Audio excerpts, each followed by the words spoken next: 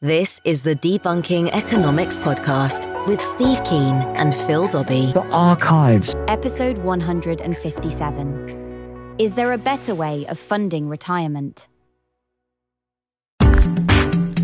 Just after World War II, the government's spending on pensions in the UK amounted to about 2% of GDP. These days, it's nearer 8%. Almost 1 in 5 of us are aged over 65, and that's expected to grow to 21% by 2027. And women have a life expectancy of 83. That's a lot of retirement to fund, and it's just going to get more expensive. Yet, pensioners aren't exactly rolling around in untold wealth, are they? So how do we fix the retirement problem? That's today on the Debunking Economics Podcast with Professor Steve Keen. I'm Phil Dobbie. So a YouGov poll recently showed that almost half of all Brits doubt they're going to have enough to live on in their old age. 1/3 say they'll probably have enough to live off.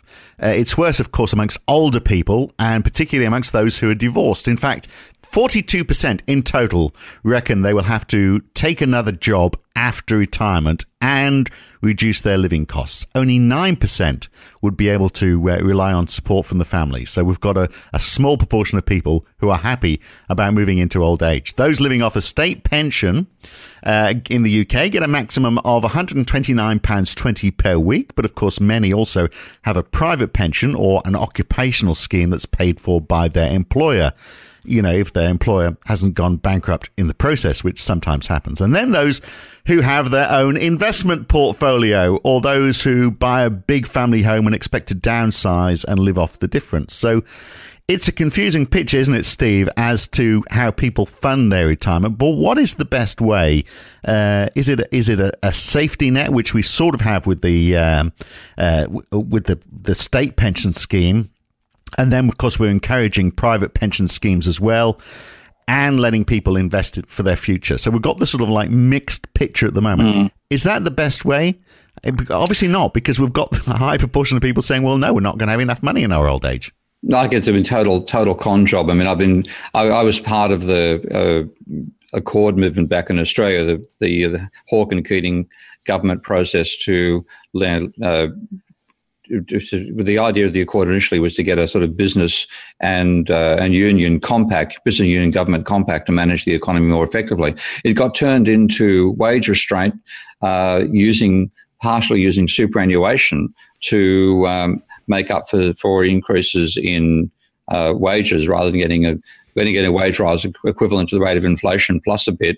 You got a wage rise less than the rate of inflation and a boost to your superannuation. The idea being that it's going to help reduce inflation in the economy, and the overall impact over time is that wage rises were less than the rate of inflation, and then you got your super, et cetera, and that looked great when people were putting money into the stock market back in 1983 when this whole thing began. And between 1983 and 1987, the amount of stock market money in Australia going into superannuation money going into the stock market went from 30% of the stock market to 70% of the stock market, or 30% of total super money to 70% of total super money.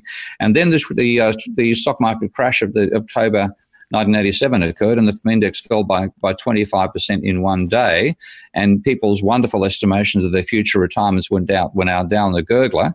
And consequently, ever since then, the pressure's been more and more to move supporting people past working age off the state purse onto the private superannuations and so on. And they all work very well if you're wealthy, if you're earning a large amount of money. And you know what you're doing on the stock market. Which means ultimately it's completely failed the initial objective, which was to make sure that no matter what your standard, what your standard of living was as somebody who was working, you got enough to survive when you could no longer work. And consequently, we're seeing half the population saying they can't survive without working in what's supposed to be their retirement. We can understand why, governments want to try and get pensions off their books. If we look between about 12% of all government spending goes on state pensions. If we look between 2007 and 2012, it increased 28%, whilst GDP per capita increased by just 4.5%. This is not because we're getting more pensioners. Of course, it's that we are getting more of them, and they want to see more as well, obviously. But the state pension is £129.20 a week, as I said, so it's not a great deal of money. But 12% of all government spending is going on state pensions, so it's a reasonable slug of money. It is, but it's the sort of thing which the state should be financing, because a state that produces its own money has the capacity to run. It is not financially constrained. What you've got is, how do you actually, when you're creating government spending, what do you spend it on? And I think spending on pensioners and students is rather better than spending on armaments, for example, which is where nobody ever questions the defence budget. But the same story. This is money which is created by the government, spent into existence. It's better, I think, to give it to people like students at one end and pensioners at the other, rather than bureaucrats and rather than people building bombs. So it is a feasible way to distribute the state's money creation capacity. The issue we face is do we have the physical capacity to hand that much of the GDP over to people who are not working? And the answer should be yes, we do, because of technological change over time. We've got far more mechanisation, far more efficient energy exploiting systems. Of course, there are issues with those in the context of global warming that I'm not going to ignore, but it would be feasible to see the capacity of more machines per worker, meaning more productivity, meaning that you can support a larger non-working population. And that should be the sign of a successful society. But it would mean a quantum leap, wouldn't it, in spending? So if we said, well, okay, everyone's... let's assume everyone's going to get a state pension. Let's forget about the fact that you invest in your own portfolio and it all gets done by the private sector, by the financial sector. It means a quantum difference, because first of all, everyone gets a state pension. There's more old people, and £129 a week is clearly not enough. So you're talking about maybe doubling the number of people getting a state pension, and then at least doubling the amount that they're getting. If you created that much extra money into the money supply, that would be inflationary, wouldn't it? Well, yeah, and then at the same time, you have an entire industry that's grown up in supporting this stuff. The whole Australia superannuation income industry, the finance sector. The real beneficiary of all this stuff has been the finance sector. And, I'm terribly sorry, but I think the finance sector can do with less food. So you'd have a dramatic disruption to the structure of society we've created this way as well, where an enormous amount of money is spent on people, persuading other people to put their money in this fund rather than that fund on past performance. So it's a conjure order. And I've got colleagues like Philip Seuss and Cameron back in Australia who are saying we should just abolish the superannuation industry and just go back to state pension, which are much simpler and frankly cheaper to administer. But it is a huge change, and it of course will be resisted lock, stock and barrel by the finance sector, which has made so much of its money out of manipulating what the pension payments. Goes without saying, we're going to abolish you. How do you feel about that? No, we don't think that's a good idea, of course, but people are confused by it all as well. Yeah. How many times, you start a new job, you go into a new pension fund, you try and roll over pension funds, you forget about previous pension funds you've been in. There's terms and conditions and costs associated with each, and with each rollover, you read the product disclosure statements and don't understand it. You're paying fees that you don't understand. You don't even know what the fees are half the time. I mean, it is a complete con job. Yeah, I agree. And I'm supposed to be accessing a pension having left the UK education system. I haven't done it yet. You've reminded me. I've got a few quid that I might need to get hold of there. But it is so complicated that people just don't have the time to work it out themselves. And of course, ultimately, when it's inadequate, as you're saying, a large number are saying I've got to work in their retirement. And I do see so many workers who are clearly my age or older doing, working in street cleaning, working on trams and stuff like that. And you think this is a failure to provide for our population as they age, which is not the sign of a healthy society. No, it's not. And if we're spending half our working life paying off our student debt, and the other half saving for our retirement, then that's a lot of money that we're not spending on the day-to-day. It's money basically we're giving to the finance sector rather than buying stuff and helping companies grow. Yeah, and it you can see the way it was sold in the first instance. I was part of the Accord. I saw this because the whole idea was we're going to get people to save for their own retirement. So we take that particular activity off the public books. That makes our balance of our budget deficit look better because it makes it smaller. So a huge part of the government must run a surplus ideology was executed through moving from pensions to superannuation. And then an entire industry grows up living on the fees of this damn thing. And wham, it ends up being utterly different to what the original architects wanted. I mean, Paul Keating was the architect of superannuation in Australia, and he saw it as being a wonderful thing for the worker. Well, it certainly hasn't worked out that way. No. How much of this rising share of the finance sector that we've seen, the rising share of the total economy, do you think is brought about because of this rise in pension investments, because of this aging population, and also this shift to getting it out of the state and into the private sector? It's certainly it's going to be it's not going to be 100% of the increase in the size of the finance sector. That comes back to the level of private debt as well.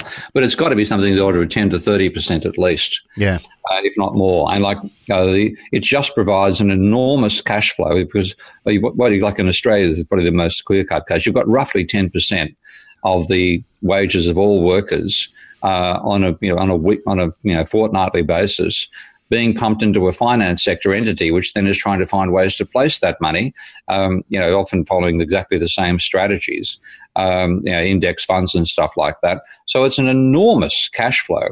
That's a huge part of the existence of the finance sector. Well, I'm sure the finance sector would say, but that's all fine. This money that we get, I mean, first of all, it pays our wages and we spend money in the economy. So it's not lost money, and it's investments we make, and we're investing in helping companies grow. So it's, rather that happen perhaps than it's sitting in a government vault somewhere.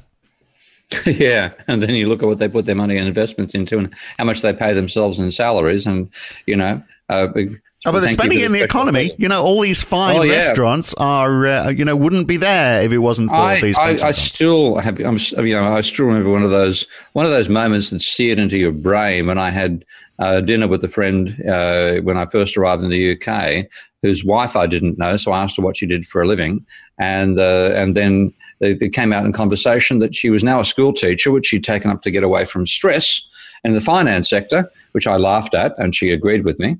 Because it was just as stressful in school teaching. Yeah, more so I would have thought. Wow, yeah. But her salary in the finance sector was 30 times the salary as a school teacher. Yeah. Not including her bonus. Now, that means she was on something in the order of £750,000 as a salary. And what you spend out of £750,000, you buy expensive property, you buy other shares, etc., etc. That was spread amongst 30 school teachers rather than one person in the finance sector. There'd be a damn sight more basic spending. Yeah. I wonder whether we are going to see more people going back to state pensions anyway. So because, we've got ways that we help through regulation for people to put money into private pension schemes. So, for example, we say that employers should match the employee's contribution up to a certain point, and that encourages people to put money into private schemes. But it only applies to people who work in companies. We've got an increasing gig economy. We've got more freelance workers who may well be paying nothing into private schemes. In the UK, you've got to pay your national insurance. You can't avoid that. But I'm not sure that goes in. Well, supposedly that goes towards your state pension if you've paid it for a certain period of time.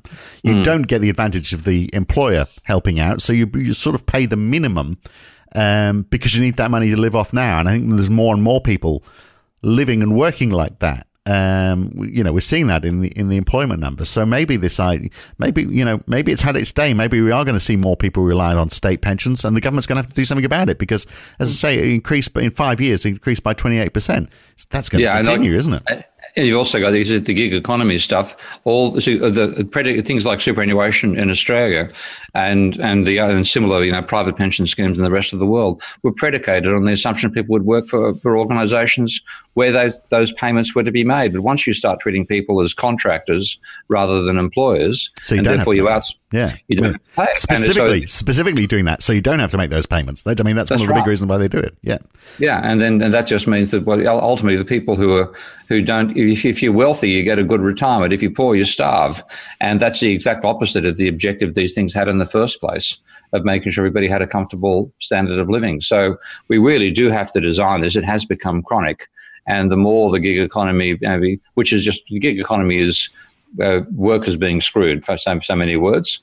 Cover your own insurance, your own premiums, bring your own capital, et cetera, et cetera. It's an appalling development for the masses of the population.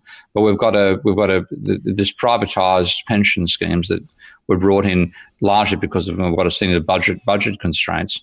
They're really completely abandoning the lower 40% of the workforce. Before we had privatised schemes, companies, of course, particularly in the UK, carried a lot of pension schemes themselves. So they would have their pension liability sitting on their books. So they didn't outsource it to another company, particularly large companies. So, for example, British Airways a couple of years back, their pension liability was about £8 billion, which is 4 years worth of very good profit for British Airways. In fact, 4 years, I think, of the best profit they've ever made is their pension liability. And obviously, companies are trying to offload those liabilities now onto private schemes. But it used to be the way that companies would cover it themselves. But I'm not sure, is that a better way or a worse way? I guess it's good for the people in those schemes, unless the company goes bankrupt, and we've seen that happen a great deal, and those pension liabilities aren't met. And often that's the case. They have liability they don't meet. And when they fold those, the coffers that are supposed to be full of those provisions aren't there, and the workers take a hit in their when the company goes under, the workers take a hit in their portfolios for their pensions. And this again is you got to call gutless capitalism. You're outsourcing the costs of maintaining workers onto the workers themselves, when by definition they've got a lower income earning capacity than the owners. So it's becoming a very dangerous element in society, because if you have what did you say? What proportion of the population is saying they would have to work in their retirement? Over 40%. Yeah. That becomes a ground for very, very high levels of dissatisfaction with the existing political system, and you'll vote for whichever bastards are not currently in power. And we're seeing that effect already. We've seen it with the rise of UKIP and now the rise of the Brexit Party. This is any way to kick the establishment looks desirable, because you are facing a miserable future. Yeah, but I don't think Nigel Farage is going to solve the pension problem. I think he'd privatise everything he possibly can. We may indeed agree on that one, yeah. So isn't there also an element in all of this? I mean, we're paying now for something which isn't going to be used for maybe 30 or 40 years, and that doesn't make sense from an economic point of view, does it? And that's, again, some of the arguments against superannuation, because when you have 10% of your wage being taken out of your pocket before you even get to see it and put aside for your retirement in 40 or 50 years' time, that is a major hit to current aggregate demand.